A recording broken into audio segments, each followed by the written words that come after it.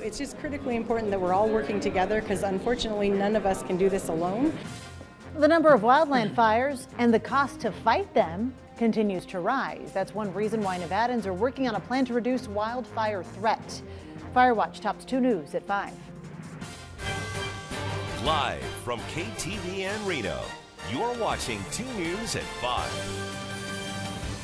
Hello everyone. The U.S. Department of the Interior says the amount of acres burned in wildfires has more than tripled just in the last decade. I'm Kristen Remington. I'm Ryan Canada. Thanks for keeping it here. It's hard to believe, yeah, but in the 1980s, the federal government spent a few $100 million per year on fighting wildland fires. Last year, it spent more than $3 billion. Oh boy. Huge difference. Paul Nelson joins us now live in the studio. So Paul, what's Congress doing to make more funding available here? Well, last year, Congress agreed to create a new pot of money for fighting fires, Ryan. Many land management agencies use up their firefighting budget. Then they have to redirect money from other non-fire programs. Starting next year, this new money will be there in case their budget does run out.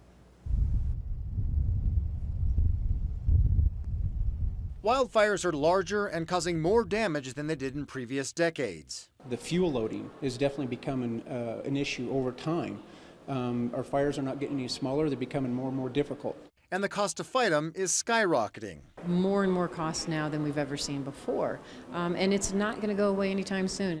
More than half of the area burned by wildland fires happens on rangeland, but most of the money goes to fighting forest fires. That's just one of the issues that came up in today's Wildfire Summit.